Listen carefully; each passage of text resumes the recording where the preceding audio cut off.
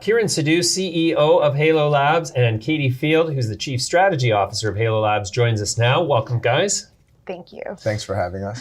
Kieran, can we start with an update on all of the different projects that you've got going on around the world? Okay. So the big focus right now is to close Buffalo in Lesotho. And there we're expecting a signing to occur within the next week to 2 weeks. So let's say by the middle of October. And then subject to exchange approval and subject to central bank approval in Lesotho, we should be closed within 4 weeks after. But the project is still carrying on. Plants are being, as we said, now the plants have gone from babies to teenagers, and inevitably they'll be ready to go in the greenhouses. And Buffalo is actually being funded by Louisa, our chairman-to-be herself. So she's writing the checks right now to fund that.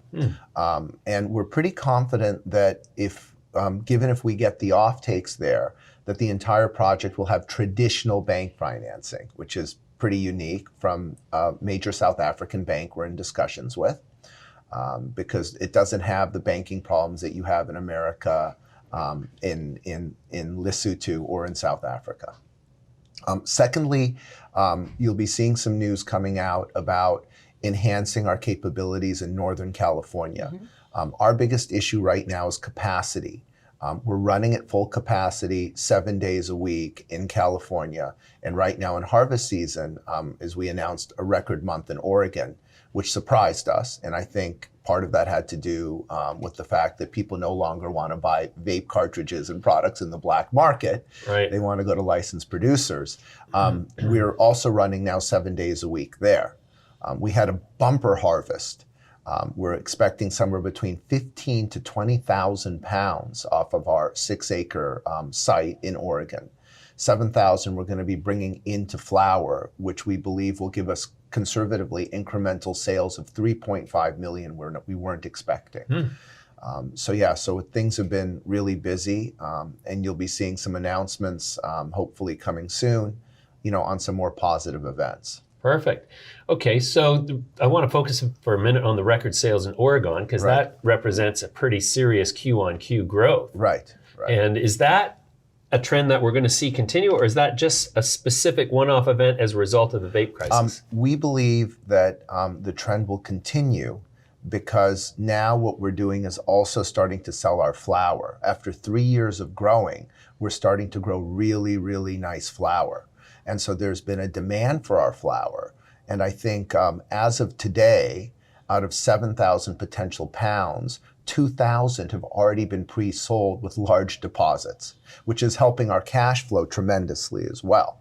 Also, as you know, everyone's talking about this age of extinction and how every company doesn't have enough cash. What we're finding is that with the working capital line in place, as well as the incremental cash flow we're seeing from Oregon, which has gone from cash flow negative to cash flow neutral to cash flow positive, our cash flow is actually doing well, right? We're also looking to add to it in a way that is not dilutive to our shareholders. But so we're actually building cash in this time where people are scared of, losing cash, or some of them are, quite frankly, are just trying to survive. How's the white labeling business going?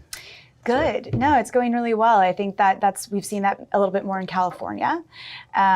We have some sales reps in Oregon ask us about it as well, but we have so much of our own brands to produce that we don't do quite as much there. But it's actually been a strategy that we're looking at seriously because most of our sales in California have been bulk to date.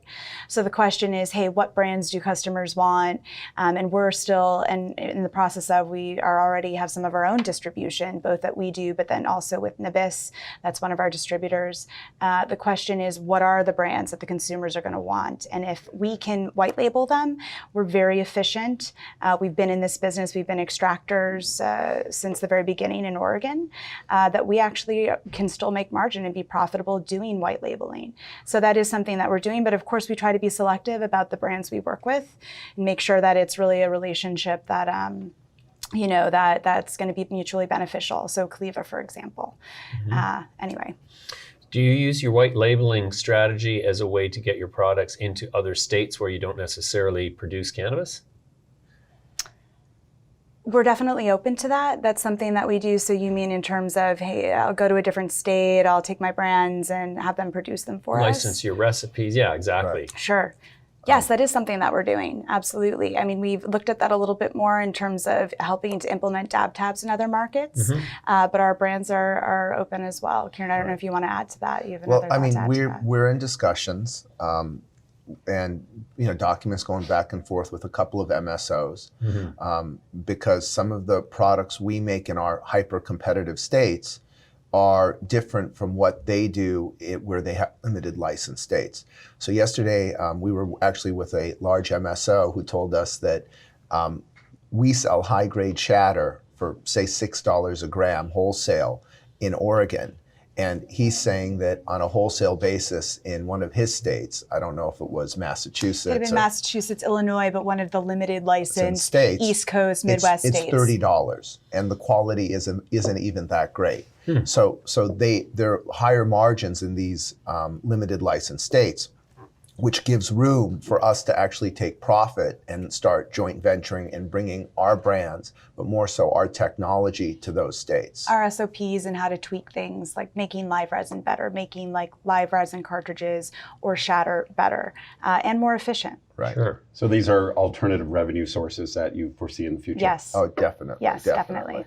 Okay, the stock has been under a lot of pressure lately, Right. and despite great liquidity, huge volumes, it continues to deteriorate in price. Do you have any insight on why that might be and how it might change? Well, just over the last week or two, our final lockup has come off.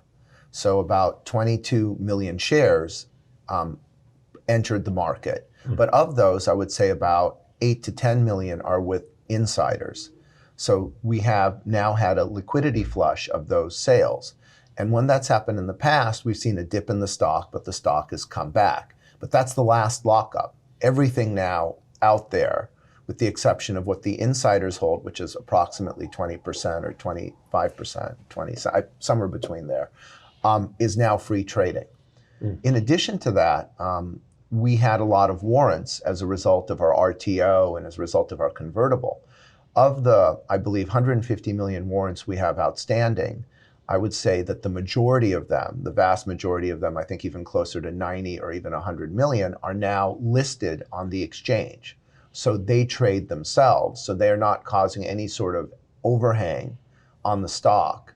So the stock is, in terms of positioning, as we get through this 10 million shares, I think the stock will consolidate and do well as we continue to perform. Great. Are you in touch with the shareholders often? Do you like to put a face to obviously the name and make sure that they're comfortable in terms of the future plans? Right. Definitely. I would say that I mean, Katie's team handles IR, but I probably engage with shareholders maybe 3 to 4 times a day, no matter how large or how small. And then I'd say once a month, we have a shareholder, like we have one coming from Germany, I believe today, to go visit our facility in Cathedral City. And so we actually, if they're of age, we actually invite them in to come and tour our facilities. We had 2 shareholders, I think it was Tuesday, who wanted to see the farms come down in Oregon. So we invited them out to see the farms come down, and obviously put on the visitor badge. They can't touch the stuff or anything like that. But people, love to come to the facilities, and we invite them with open arms to even come and visit the facilities. Great to hear. All right. Well, you guys are doing a great job. Thank you very much for joining us today. We'll Thanks come for back to you having soon. All right. Thanks. Cheers. Thanks for having us.